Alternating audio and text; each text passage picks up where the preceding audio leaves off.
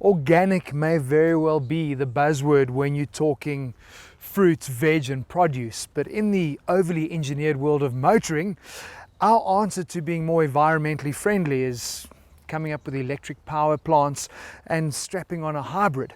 Wouldn't it be awesome if we went back to this? Organic motoring, where it was 4 wheels, 2 seats and pure driving pleasure. The good news is that Fiat with the Abarth has brought us some pure old school organic motoring with the 124 Spider.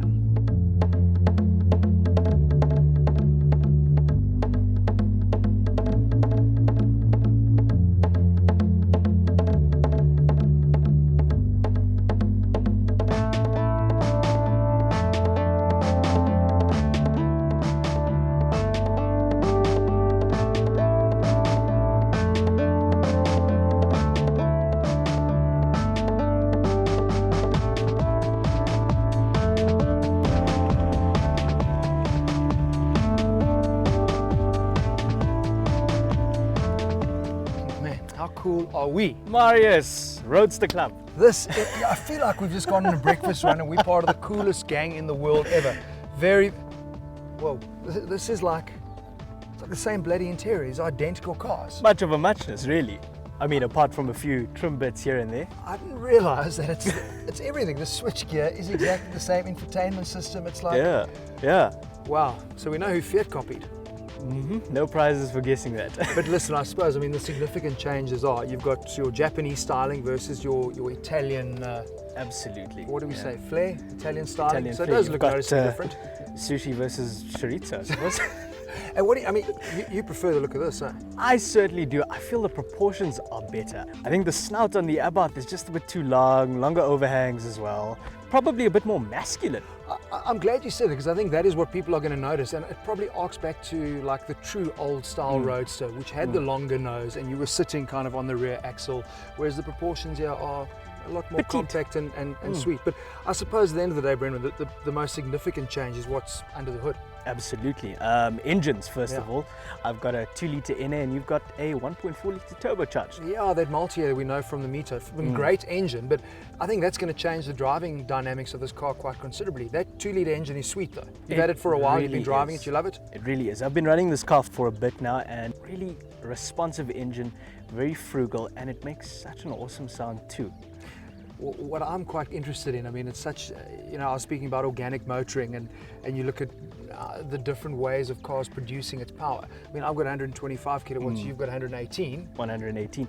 But, I mean, my car weighs slightly less. Yours is sort of saturated with GMOs and fats. but it's quite funny because I would have thought that with a small capacity turbo engine, it's going to be lighter. But look, these cars, that is the sweet story with any Roadster. Is power to weight ratio. Absolutely. It's not about the kilowatts, it's the fact this thing weighs just over a ton, so it's really, really punchy. And you feel that. I mean, driving these cars back to back, the lighter MX5 is certainly a lot more willing and nimble, and it just feels tauter. That feels more of a tourer to me. Well, look, that's why I brought you here, because I thought, you know, in our generation, I mean, we'll say I've just probably aged Brenwin by 20 years by putting him in my class here, but I grew up like this was the benchmark. There's no S2000, which in my opinion was like the ultimate Roadster, but the MX5 is the benchmark. So we thought we'd have a little track challenge. I'm feeling under a little bit of pressure here. You heard about all that nostalgia. Brenwin loves this car. Let's see what our Mazda MX5 can do. Yeah, let's go. 2-litre, naturally aspirated. Man, so easy pulling away, getting that clutch control. 6-speed manual as well, and the throw forward on this little gearbox is amazing. It's perfectly positioned, it's a quick short change, it's really good. And the circuit really brings out the dynamics of a car with the natural undulations. This MX5 is just sweet. You know, you sit perfectly positioned between the two axles. That's what makes these cars so much fun to drive. They're so dynamic, they're so direct. Point and squirt, quick turnaround. Yeah, man, I love this. This is really, really good. Awesome. And I promise you, you can light up the rear, hanging it out through this corner. It's amazing. This is a really tricky corner. This is going to test that MX5. I am blown away with just how composed it is, because I'm telling you, through the sweep, there's a lot of dynamics going on here. The track's going one way, the camera's going the other way. It wants to pull you off the track, but this MX5 just sits. I love it.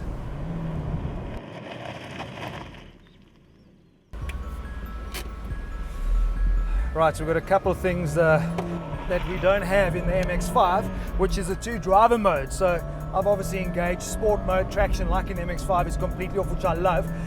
But straight away, the noticeable thing is how much quicker I get down this back straight. So 125 kilowatts out of this 1.4 turbo is noticeable.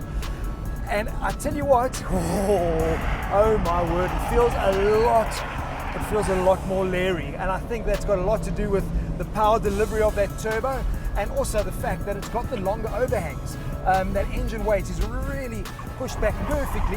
Oh man, look at that go. Yeah. Oh, the amount of fun you have driving these cars is insane. Listen, there is a noticeable difference. It's actually radical. Exact same underpinning, same chassis, same everything. But it's how the car is packaged, and obviously what he's doing, the powering here in terms of the turbo versus naturally aspirated, changes the driving characteristics of this car completely. This feels like you need to grab it by the neck and throttle it, and you've got to hang on too. Oh, that's quick. That's going to be close. So I know you're probably wondering, where are those beautiful driving shots we always do? Well, that's about as good as it's going to get, because for me, the soul and the spirit of a roadster lives in the twists and turns of your favorite road, not your daily commute sitting in traffic. And I'm so stoked that there is another roadster to choose from, that the soul lives on in the Abarth 124 Spider. It is an amazing car. I think what stood out for me is that the integrity is the same between the MX5 and the Abarth, identical cars, but the spirit is built from the ground up, and it's amazing how the dynamic of a car can change by the power plant that you use, by changing dimensions, changing the overhang slightly. You've got a very, very different car to drive.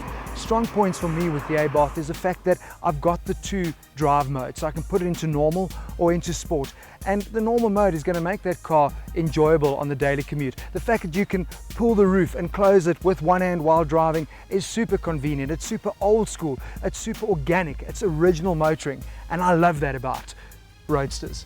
The biggest challenge though, they are both fantastic cars, but at 200,000 Rand more for the Abarth, that could be a hard sell. Sure, you're getting something unique, sure, you're getting something distinctive and Italian, but it's still 200,000 Rand more.